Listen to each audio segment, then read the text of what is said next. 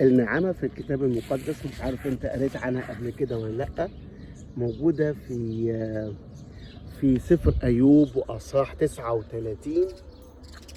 في سفر أيوب أصحاح 39 اتكلم عنها الكتاب في 3 حاجات مهمين قوي. أول حاجة اتكلم عنها إن هي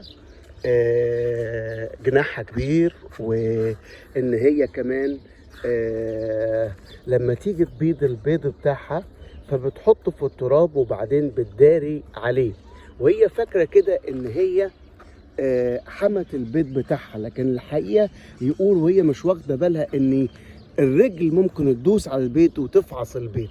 أي رجل ممكن هي نفسها تدوس على البيض بتاعها، وممكن بتكسر البيض بتاعها وتنسى تعبها كأنها ما تعبتش في البيض ده. الله قد أنساها الحكمة بتاعتها. يمكن تعبت في حاجات، والحاجات اللي تعبت فيها دي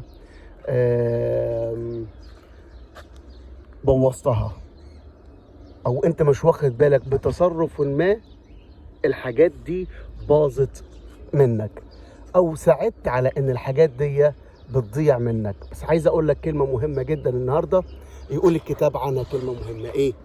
عندما تحوز نفسها الى العلاء، عندما تحوز نفسها الى العلاء تعمل ايه؟ تضحك على الفرس وعلى راكبه، تضحك على الفرس وعلى راكبه. أنا بصلي النهارده في اسم الرب يسوع إن في وقت الحرب النهارده، حتى لو عديت في أوقات وخسارات في حياتك وحسيت إن في أمور عظيمة جدا حدثت وضغوط عليك رهيبة، نفسيتك تعبت، لكن إيه رأيك النهارده؟ اعمل زي النعامة تحوز نفسها إلى العلاء. إيه اللي يحصل؟ تضحك على الفرس وعلى راكبه. لما تحوز نفسها إلى العلاء تفرد جناحيها، تجري تسابق الفرس في الحرب، تنتصر في الحرب. انا بصلي انك انت تنتصر في حياتك في كل حروب.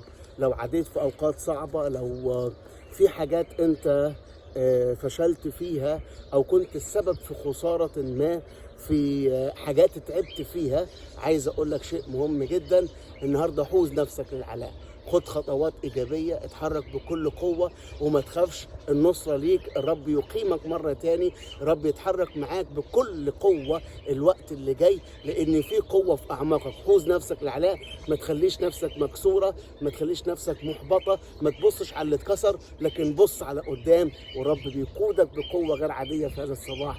الرب يبارككم.